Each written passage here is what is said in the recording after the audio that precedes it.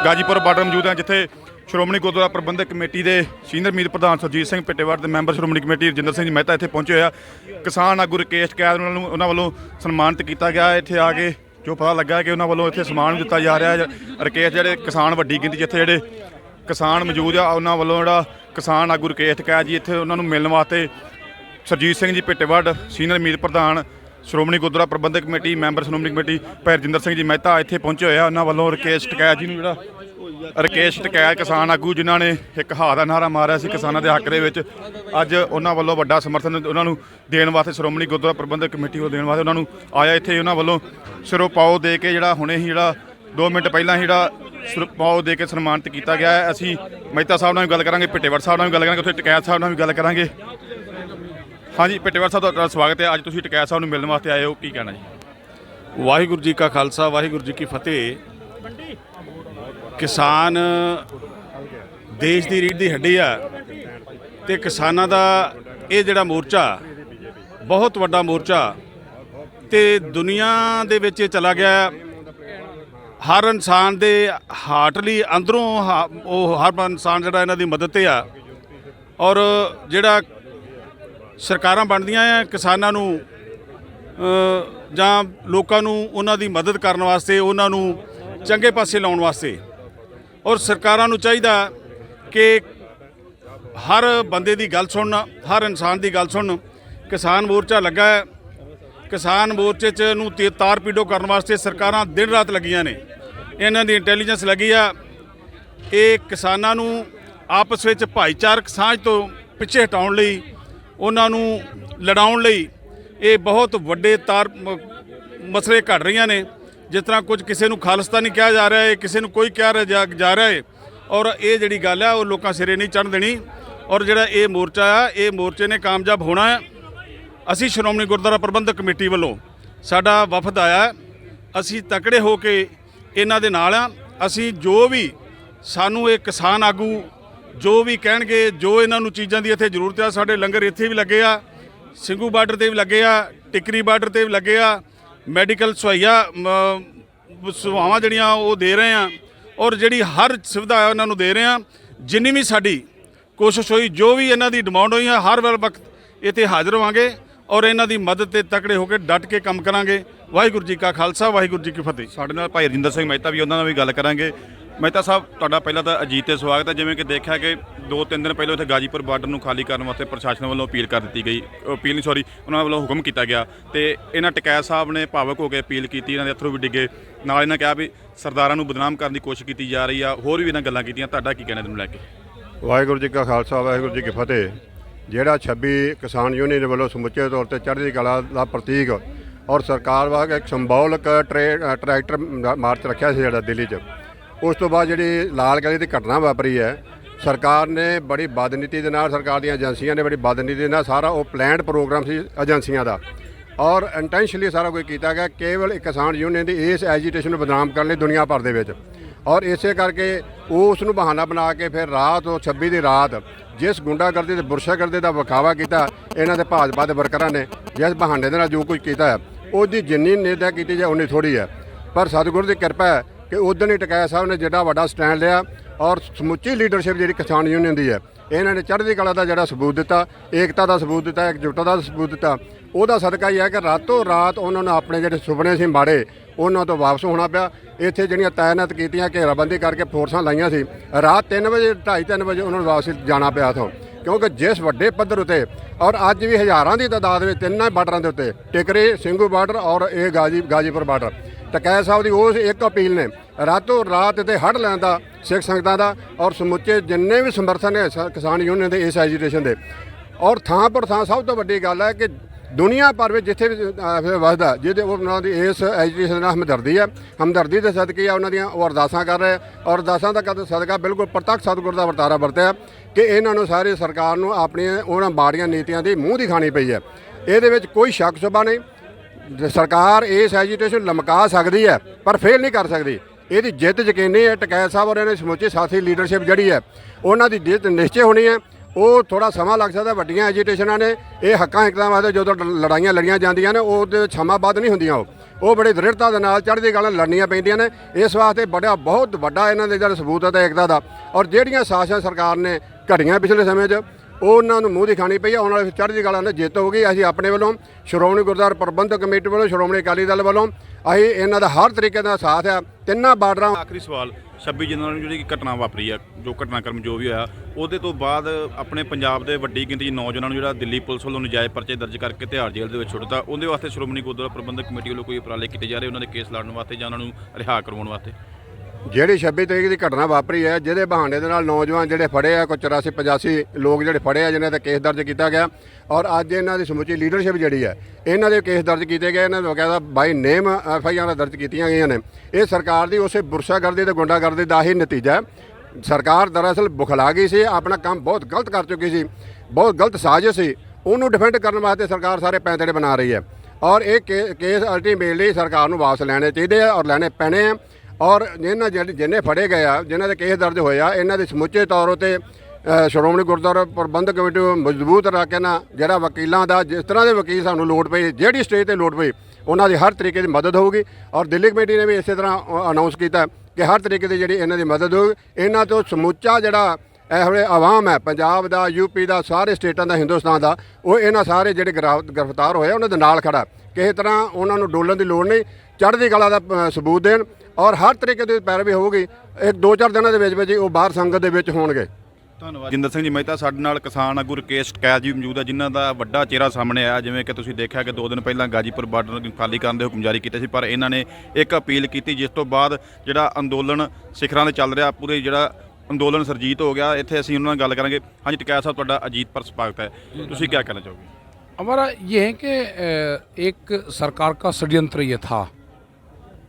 हमारे ऊपर पुलिस लाठीचार्ज करे कोई दिक्कत नहीं है, कानून के दायरे में काम करे कोई दिक्कत नहीं है। उनको एक खाली करवाना था, कोई समस्या नहीं, वो हिस्सा होता है एक आंदोलन का। लेकिन उसमें षड्यंत्र अगर दिखाई देगा, पुलिस की एक लाठी नहीं चलेगी किसी भी आंदोलन पर, लेकिन लोगों से पत्थरबाजी करवाएंगे, वो गलत है, वो साजिश है। उस साजिश का मुकाबला किसानों को करना पड़ेगा और किसान की यहाँ पे पगड़ी का सवाल है, उसको झुकने नहीं देंगे। आपने अपील की 2-3 दिन पहले, आंसू भी गिरे, अब कैसा महसूस हो रहा है? लाखों लोग एक अपील के जहाँ पर आ रहे हैं, वक्-वक् बार्डरों पर आ रहे हैं, गाजीपुर बार्डर में भी लाखों गिनती में किसान आ रहे हैं। वो आंसू थोड़ा थे, वो तो सरोवर का जल था और गंगा जल था। वो जो इकट्ठा हुआ है, जो गांव से जल आया है, वो तो उधार था, उनको यहाँ पे दिया है। वो सब वापसी गंगा जी में और वहाँ पे सरोवर में जाएगा, वो वापसी जाएगा। जो गांव का जल आया है, जितने भी गांव से जल आया है यहाँ पे, वो जहाँ से आया है उनने दिया है, ऊपरले वाले ने, वो उनको वापसी हम करेंगे, जब ज़रूरत होगी वो फिर आएगा। जैसे गांव की बात की, कल श्री अमृतसर साहब से नौजवान जल लेकर आए थे, आपको कैसा महसूस होया? वो सब इकट्ठा किया है जल, यहाँ पे गंगा जल भी है, यहाँ का भी है, राजस्थान का भी है, अमृतसर साहब का भी है। वो सब जल इकट्ठा है और वो उन्हीं सरोवरों में जल जाएगा जहाँ से वो जल आया है। जितने भी गांवों का जल आया है, पूरे किसान बिरादरी का जल आया है। वो जो आंसू से जल निकला है, वो कोई यहाँ का जल नहीं था, वो तो ऊपरले वाले ने भेजा था, उसी के तो तहत ये जल आया है। और जल का जीवन से बड़ा महत्व है। आज का जो दिन था, आज निर्जल व्रत हमें रखना था, लेकिन बातचीत करने के लिए नहीं रखा। और जल की क्या कीमत है उसको हम जानते हैं, क्योंकि मैं 28 और 30 घंटे निर्जल व्रत रखता हूँ मैं। तो जो निर्जल व्रत रखता हूँ तो वो बरता तो ऊपरले वाले का जल था, वो हमारा नहीं था। वो आया है गांव का जल, वो सरोवरों में जाएगा, वो उसी नदियों में वापसी जाएगा, फिर उसको सह सम्मान के साथ में उनको वहाँ पे अर्पण करा जाएगा। फिर जे गल की जाए प्रधानमंत्री नरेंद्र मोदी उन्होंने कल उन्होंने सर्वदलीय मीटिंग बुलाई, वहाँ बोला कि हम एक काल की दूरी पर है, जब भी किसान हमको बोलेंगे मीटिंग करेंगे, हम किसानों के साथ हैं। क्या कहना? नहीं, हमने ये कहा है कि धन्यवाद है प्रधानमंत्री जी का कि उन्होंने किसानों के बीच में बात करी है और सरकार के बीच में बात करी है, और ये कहा है कि बातचीत से समाधान निकाल लो। हम उनका भी मान रखेंगे, उनको भी झुकने नहीं देंगे, देश के प्रधानमंत्री को, और किसान की पगड़ी को भी नहीं झुकने देंगे। हम इसका समाधान निकाल लेंगे, बातचीत करेंगे भारत सरकार से और इसका समाधान निकाल लेंगे। आगे क्या अपील करोगे देश के किसानों को? वे शांति बनाए रखें और दिल्ली पे नज़र रखें। धरने हमारे जहाँ चल रहे वो कमज़ोर नहीं होने चाहिए, सरकार से बातचीत चलेगी जब एक लेवल पर सरकार बातचीत पे आ जाएगी, बराबर की बैठ के बातचीत होगी, और ये नहीं होगा कि प्रेशर में हम बात करेंगे। सरकार प्रेशर में किसान बात नहीं करेगा। जब एक लेवल पर हो जाएगा, कंडीशनल कोई बात नहीं होगी, वहाँ बैठ के जो हमारी कमेटी है वे बैठेंगे, सरकार के लोग बैठेंगे और एक सम्मानजनक एक फैसला निकाल लेंगे हम इसमें से। ਜੇ ਸਰਕਾਰ ਦਾ ਸੱਦਾ ਆਉਂਦਾ ਮੀਟਿੰਗ ਵਾਸਤੇ ਜਾਓਗੇ ਤੁਸੀਂ? नहीं जाएंगे, बातचीत से ही इसका हल निकलेगा, बात से ही निकलेगा। ਸਾਡੇ ਨਾਲ ਮਹਿਤਾ ਸਾਹਿਬ ਵੀ ਕੁਝ ਕਹਿਣਾ ਚਾਹੁੰਦੇ ਆ। ਹਾਂਜੀ ਮਹਿਤਾ ਸਾਹਿਬ ਜੀ, ਇਹਨਾਂ ਨੇ ਵੀ ਗੱਲਬਾਤ ਕੀਤੀ, ਤੁਸੀਂ ਹੋਰ ਕੁਝ ਕਹਿਣਾ ਚਾਹ ਰਹੇ ਸੀ? ਇਹਨਾਂ ਦੇ ਟਕੈਤ ਸਾਹਿਬ ਨੇ ਗੱਲ ਕੀਤਾ ਹੈ ਕਿ ਇਹ 'ਚ ਕੋਈ ਸ਼ੱਕ ਨਹੀਂ, ਜਿਹੜੀਆਂ ਵੱਡੀਆਂ ਐਜੀਟੇਸ਼ਨ ਹੁੰਦੀਆਂ ਨੇ ਉਹਨਾਂ ਦਾ ਟੇਬਲ ਤੇ ਹੀ ਫੈਸਲਾ ਹੋਣਾ ਉਹਦਾ, ਔਰ ਸਰਕਾਰ ਦੀ ਜ਼ਿੰਮੇਵਾਰੀ ਹੈ। ਉਹ ਜਿਹੜੀ ਪ੍ਰਧਾਨ ਮੰਤਰੀ ਸਾਹਿਬ ਨੇ ਕਹੀ ਹੈ ਕਿ ਇੱਕ ਫੋਨ ਦੀ ਸਿਰਫ ਦੂਰੀ ਹੈ, ਇਹ ਸਰਕਾਰ ਨੇ ਆਪਣੇ ਫਰਜ਼ ਅਦਾ ਕਰਨੇ ਆ। ਜਿਹੜੇ ਐਜੀਟੇਟਰ ਹੁੰਦੇ ਆ, ਜਿਹੜੀਆਂ ਐਜੀਟੇਸ਼ਨ ਚਲਾ ਰਹੇ ਹੁੰਦੇ ਆ, ਉਹਨਾਂ ਨੇ ਸਰਕਾਰਾਂ ਨੂੰ ਅਪੀਲਾਂ ਨਹੀਂ ਕਰਨੀਆਂ ਹੁੰਦੀਆਂ। ਇਹ ਉਹਨਾਂ ਦੀ ਵੱਡਪਣ ਹੈ ਸਾਰਿਆਂ ਦਾ, ਐਜੀਟੇਸ਼ਨ ਵਾਲਿਆਂ ਦਾ, ਕਿ ਜਦੋਂ ਸਰਕਾਰ ਨੇ ਸੱਦਾ ਦਿੱਤਾ ਉਦੋਂ ਸਾਰੇ ਉਹ ਲੀਡਰ ਉੱਥੇ ਗਏ ਆ, ਔਰ ਹੁਣ ਹੀ ਸਰਕਾਰ ਨੂੰ ਹੀ ਬਣਦਾ ਕੋਈ ਸੱਦਾ ਦੇਵੇ। ਜਦੋਂ ਗੱਲਬਾਤ ਕਰਨੀ ਸਰਕਾਰ ਚਾਹੁੰਦੀ ਹੈ, ਅਲਟੀਮੇਟਲੀ ਸਰਕਾਰ ਨੂੰ ਵੀ ਪਤਾ ਤੇ ਇਹਨਾਂ ਲੀਡਰ ਸਾਹਿਬਾਨਾਂ ਨੂੰ ਸਾਰਿਆਂ ਨੂੰ ਪਤਾ ਹੈ ਕਿ ਟੇਬਲ ਦੇ ਉੱਤੇ ਫੈਸਲਾ ਹੋਣਾ। ਦੂਜਾ ਮੈਂ ਕਲੀਅਰ ਕਰ ਦਿਆਂ ਕਿ ਜਿਹੜਾ ਅਸੀਂ ਕੱਲ੍ਹ ਇੱਕ ਡੈਲੀਗੇਸ਼ਨ ਤੌਰ ਤੇ ਸ਼੍ਰੋਮਣੀ ਗੁਰਦੁਆਰਾ ਪ੍ਰਬੰਧਕ ਕਮੇਟੀ ਦੇ ਮੈਂਬਰ ਸਾਹਿਬਾਨ ਸਰਦਾਰ ਸੁਰਜੀਤ ਸਿੰਘ ਭਿੱਟੇਵਾੜ ਸਾਹਿਬ ਸੀਨੀਅਰ ਮੀਤ ਪ੍ਰਧਾਨ ਨੇ, ਸਰਦਾਰ ਭਗਵੰਤ ਸਿੰਘ ਸਿਗਾਲਕਾ ਸਾਹਿਬ ਜਨਰਲ ਸਕੱਤਰ ਸਨ, ਸਰਦਾਰ ਮਸਾਣਾ ਸਾਹਿਬ ਸਾਡੇ ਹਰਿਆਣੇ ਦੇ ਮੈਂਬਰ ਨੇ, ਉਹ ਸਾਰੇ ਇੱਥੇ ਆਏ ਸੀ।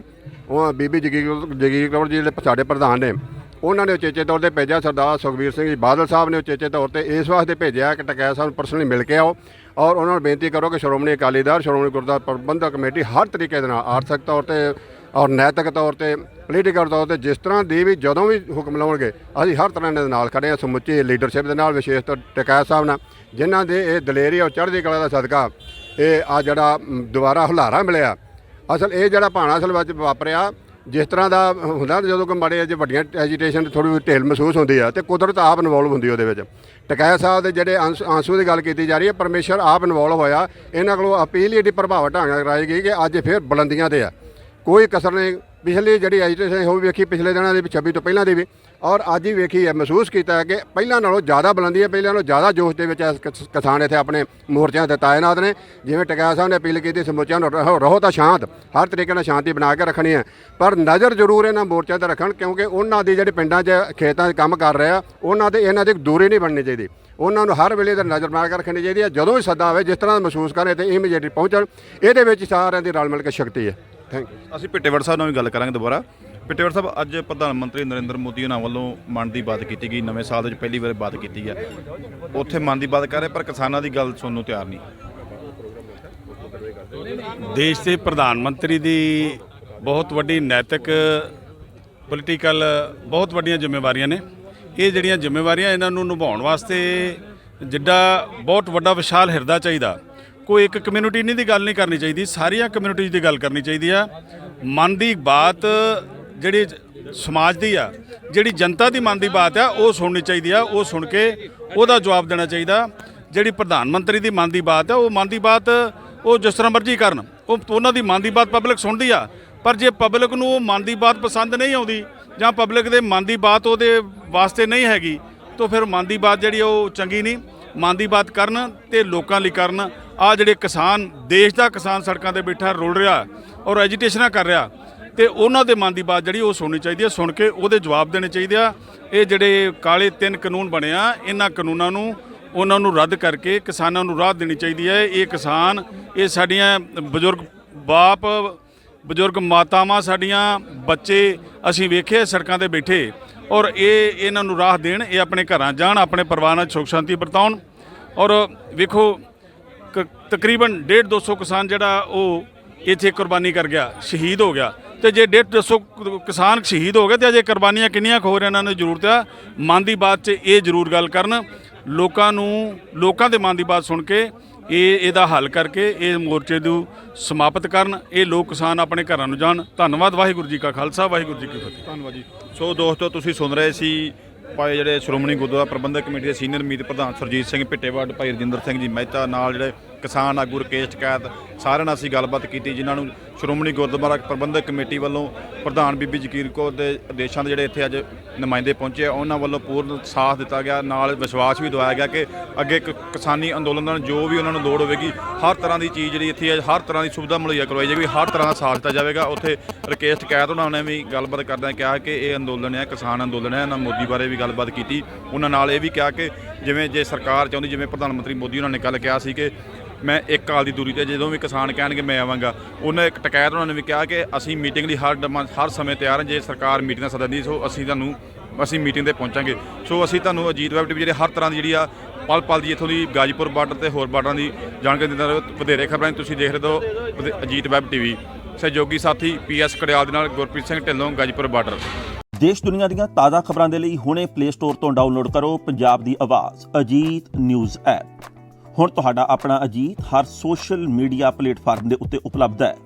ਫੇਸਬੁੱਕ ਦੇ ਉੱਤੇ ਹੁਣੇ ਲਾਈਕ ਤੇ ਫੋਲੋ ਕਰੋ ਅਜੀਤ ਦਾ ਅਫੀਸ਼ੀਅਲ ਪੇਜ ਡੇਲੀ ਅਜੀਤ, ਤੇ ਹਾਂ ਨਾਲ ਹੀ ਦੋਸਤਾਂ ਨੂੰ ਪੇਜ ਲਾਈਕ ਕਰਨ ਦੇ ਲਈ ਇਨਵਾਈਟ ਕਰਨਾ ਨਾ ਭੁੱਲਣਾ।